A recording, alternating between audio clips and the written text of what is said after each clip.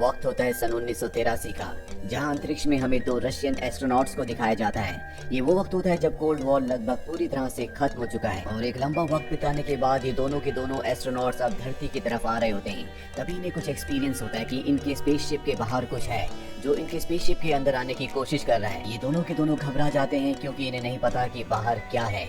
इसके बाद इनका स्पेसशिप धरती की ऑर्बिट के अंदर आ जाता है और कजाकिस्तान में क्रैश हो जाता है। ये एक ऐसी जगह होती है जहाँ पर दूर दूर तक कोई भी नहीं होता, लेकिन एक आदमी इनके क्रैश को देख लेता है और जब वो उस जगह पहुँचता है तो देखता है कि दोनों एस्ट्रोनॉट्स में से एक की मृत्यु हो चुकी है और दूसरा बहुत बुरी तरह से जख्मी है। वहीं दूसरी तरफ हमें एक लड़की को दिखाया जाता है जिसका नाम तातियाना है। ये एक साइकाइट्रिस्ट है, लेकिन अपने अलग तरीके से इलाज करने की वजह से हमेशा कंट्रोवर्सी में रहती है। और अब इसके पास एक कर्नल आता है। वो कहता है कि मेरे पास तुम्हारे लिए एक केस है, अगर तुम्हें अच्छा ना लगे तो तुम वापस आ सकती हो। इसके बाद कर्नल तातियाना को अपने साथ एक मिलिट्री बेस में ले जाते हैं, जहाँ पर वो उसे एक पेशेंट को दिखाते हैं और ये पेशेंट वही एस्ट्रोनॉट होता है जिसका स्पेसशिप धरती पर क्रैश हुआ था। इसका नाम कॉन्स्टेंटीन होता है। तातियाना देखती है कि उसके सामने एक साइकाइट्रिस्ट बैठा हुआ है जो उसे हिप्नोसिस करने की कोशिश कर रहा है, लेकिन कॉन्स्टेंटीन के ऊपर इसका कोई भी असर नहीं हो रहा होता। और अब तातियाना उसके पास जाती है और उससे पूछती है कि उस दिन क्या हुआ था। कॉन्स्टेंटीन कहता है कि क्रैश के बाद क्या हुआ मुझे कुछ भी याद नहीं है। दरअसल कॉन्स्टेंटीन को यहाँ पर क्वारंटीन किया गया है, ना वो बाहर जा सकता है और ना ही कोई उससे मिलने के लिए आ सकता है, जिससे तातियाना को शक हो जाता है कि यहाँ पर कुछ न कुछ बहुत बड़ा चल रहा है। कॉन्स्टेंटीन तातियाना को अपनी मॉम का नंबर देता है और कहता है कि तुम उन्हें बता देना कि मैं पूरी तरह से ठीक हूँ। इसके बाद तातियाना वहाँ से निकल जाती है और वो कर्नल से कहती है कि कॉन्स्टेंटीन पूरी तरह से ठीक है।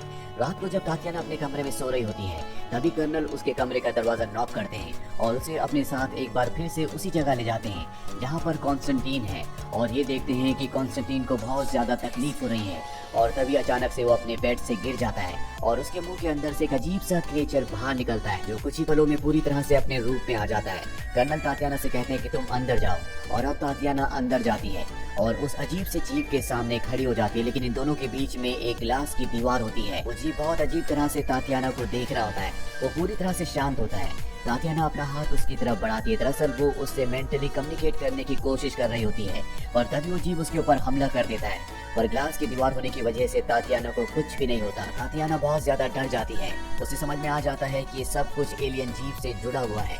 कर्नल तातियाना से कहते हैं कि ये जो जीव है ये कॉन्स्टेंटीन की बॉडी के अंदर रहता है और हम चाहते हैं कि तुम किसी भी तरह से इस जीव को उससे अलग कर दो। तातियाना इस काम के लिए मान जाती है और अब उसे पूरी डिटेल्स दी जाती हैं, जिसके बाद उसे पता चल जाता है कि वो एलियन जीव कॉन्स्टेंटीन के पेट के अंदर रहता है। इस जीव के अंदर खास पावर्स होती है। जब भी ये कॉन्स्टेंटीन के पेट के अंदर रहता है तो इसकी जो लंबाई होती है वो मात्र 3 सेंटीमीटर होती है, पर जब वो कॉन्स्टेंटीन के पेट से बाहर निकलता है तो 1.5 फीट का हो जाता है। ये जीव कॉन्स्टेंटीन के पेट के अंदर से मात्र आधे घंटे के लिए निकलता है।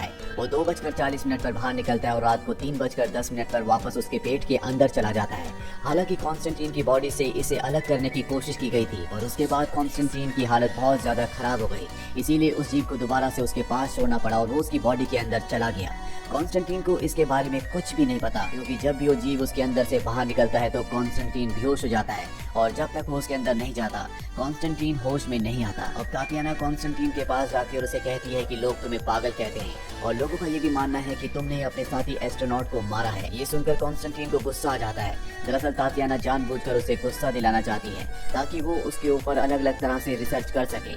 कर्नल उससे पूछते कि ऐसा करने की क्या वजह है।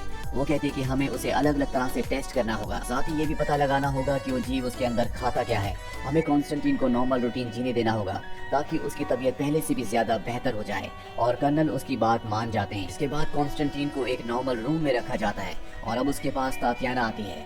तातियाना को कॉन्स्टेंटीन कहता है कि मेरी पत्नी की मृत्यु हो चुकी है, मुझे अपने बच्चे का ध्यान रखना है, लेकिन मुझे यहाँ पर क्वारंटीन करके रखा गया है। मेरा बच्चा अनाथ आश्रम में है। सब मुझे हीरो समझते हैं लेकिन मेरे बच्चे का ध्यान कोई नहीं रखता। और इस बात से कॉन्स्टेंटीन को स्ट्रेस होना शुरू हो जाता है और यहाँ पर उसे पता चलता है कि जब कॉन्स्टेंटीन को स्ट्रेस होता है तो उससे उसके पेट के अंदर जो एलियन जीव है उसके हार्मोन्स पे भी फर्क पड़ता है।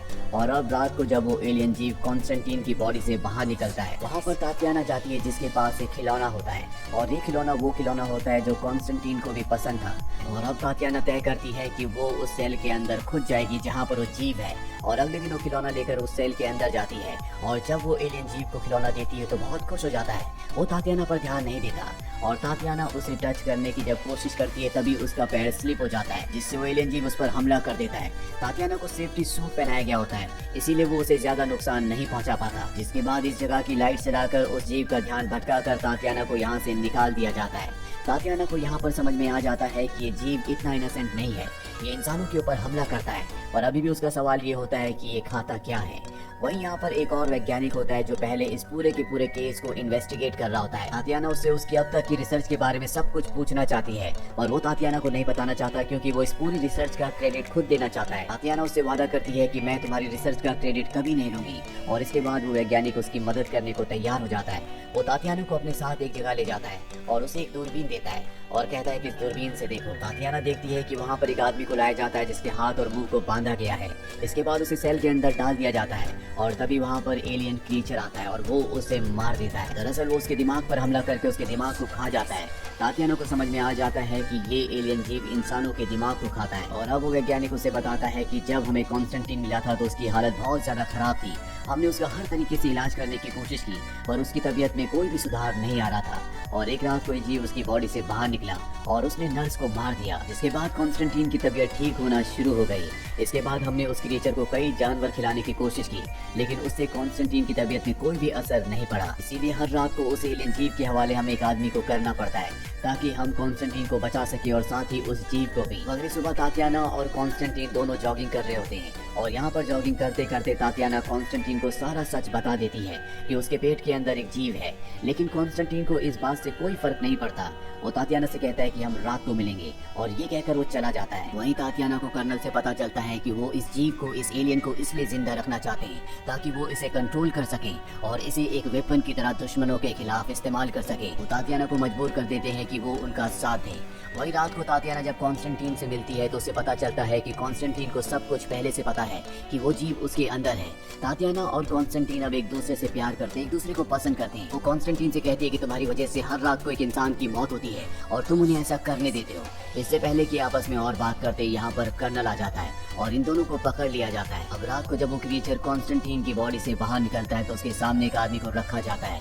वो क्रीचर उसकी तरफ धीरे धीरे बढ़ रहा होता है। इससे पहले कि वो एलियन क्रीचर उसे मारता, तातियाना उसके सामने आ जाती है और वो गाना गाना शुरू कर देती है जो कॉन्स्टेंटीन को बहुत ज्यादा पसंद होता है, जिससे वो क्रीचर शांत होना शुरू हो जाता है। इसीलिए वो उस पर हमला नहीं करता, पर तभी वो आदमी जिसे यहाँ पर उस क्रीचर का शिकार बनाकर लाया गया था वो भागने लगता है, जिससे वो क्रीचर उसकी तरफ बढ़ता और उसे मार देता है। यहाँ पर तातियाना को समझ में आ जाता है कि इमोशनली कहीं ना कहीं कॉन्स्टेंटीन इस क्रीचर को पूरी तरह से कंट्रोल करता है। अगली सुबह वो कॉन्स्टेंटीन के पास जाती है और कहती है कि हम दोनों यहाँ से भाग जाएंगे। यहाँ से भागने के बाद मैं उस क्रीचर को तुम्हारी बॉडी के अंदर से बाहर निकलने पर मजबूर कर दूंगी, और जब वो बाहर निकल जाएगा तो हम उस जगह से निकल जाएंगे। उसे जब तुम्हारी बॉडी नहीं मिलेगी तो धूप में रहने की वजह से वो अपने आप ही मर जाएगा, जिसके बाद हम तुम्हारा इलाज करके तुम्हें बचा लेंगे। कॉन्स्टेंटीन इस बात के लिए मान जाता है और रात को कॉन्स्टेंटीन और तातियाना वहाँ से निकल जाते हैं। वैज्ञानिक की पूरी बात कर्नल को बता देता है, और इससे पहले कि कॉन्स्टेंटीन और तातियाना वहाँ से निकलते कर्नल अपने सिपाहियों को कॉन्स्टेंटीन और तातियाना को पकड़ने के लिए भेज देता है। दरअसल कर्नल ने ऑर्डर दिए होते हैं कि तातियाना को मार दिया जाए, लेकिन कॉन्स्टेंटीन उसके आगे आ जाता है और कर्नल को किसी भी कीमत पर कॉन्स्टेंटीन जिंदा चाहिए। और अब जब इन दोनों को पकड़ने की कोशिश की जाती है तो ठीक उसी वक्त कॉन्स्टेंटीन अपने आप को इंजेक्शन लगा लेता है, जिससे वो बेहोश हो जाता है, और उसके बाद उसके अंदर से एलियन क्रीचर बाहर आ जाता है। वो सिपाहियों के ऊपर हमला कर देता है। कॉन्स्टेंटीन और तातियाना को यहाँ से भागने का मौका मिल जाता है। दोनों की दोनों जीप से इस जगह से भाग जाते हैं। वहीं कर्नल को दिखाया जाता है जो उस एलियन क्रीचर के सामने आ जाते हैं, क्योंकि उसने लगभग सभी सिपाहियों को मार दिया होता है। कर्नल उस पर कई गोलियां चलाते हैं। दूसरी तरफ दिखाया जाता है कि अब सुबह हो चुकी है और कॉन्स्टेंटीन जो कि होश में आ चुका है उसकी तबीयत बहुत ज्यादा खराब है, क्योंकि क्रीचर उससे दूर है। और यहाँ पर तभी इनकी जीप के सामने कर्नल की जीप आ जाती है। कर्नल इन्हें गन पॉइंट पर ले लेता है। तातियाना को अब तक समझ में आ चुका है कि कॉन्स्टेंटीन उस जीप के बिना नहीं बच सकता। जब तक वो जीप उसकी बॉडी के अंदर नहीं जाएगा वो बच नहीं पाएगा। कर्नल यहाँ पर तातियाना को मारने लगता है, जो देखकर कॉन्स्टेंटीन को बहुत गुस्सा आता है, जिस वजह से वो एलियन जीव जो कई गोलियां लगने के बाद बेहोश होता है वो होश में आ जाता है। और वो भी बहुत ज्यादा गुस्से में होता है, क्योंकि साइकोलॉजिकली वो कहीं ना कहीं कॉन्स्टेंटीन से पूरी तरह से जुड़ा हुआ है, और वो कर्नल के ऊपर हमला करके उसे मार देता है। हालांकि वो तातियाना के ऊपर हमला करना चाहता है, लेकिन कॉन्स्टेंटीन उससे प्यार करता है, इसीलिए एलियन जीव जो कि उसके दिमाग से पूरी तरह से जुड़ा हुआ है वो तातियाना के ऊपर हमला नहीं करता और एक बार फिर से कॉन्स्टेंटीन के अंदर चला जाता है। कॉन्स्टेंटीन को समझ में आ चुका है कि वो इस एलियन जीव के बिना नहीं जी सकता और ना ही वो एलियन जीव इसकी बॉडी के बिना जी सकता है। ये दोनों के दोनों एक दूसरे से जुड़े हुए हैं और ये जीव पूरी दुनिया के लिए बहुत ज्यादा खतरनाक है, इसीलिए वो अपनी जान ले लेता है, जिसके साथ साथ वो एलियन जीव भी मारा जाता है। कॉन्स्टेंटीन की मौत से तातियाना को बहुत दुख होता है। कुछ दिनों के बाद दिखाया जाता है कि तातियाना कॉन्स्टेंटीन के बेटे के पास जाती है जो अनाथ हो चुका है। वो उसे अडॉप्ट कर लेती है ताकि उसे बेहतर जिंदगी दे सके। दरअसल वो भी अनाथ थी और उसने अपनी पूरी जिंदगी अकेले जी है। और इसी के साथ ये कहानी यहीं पर खत्म हो जाती है। उम्मीद करते हैं कि ये कहानी आपको पसंद आई होगी।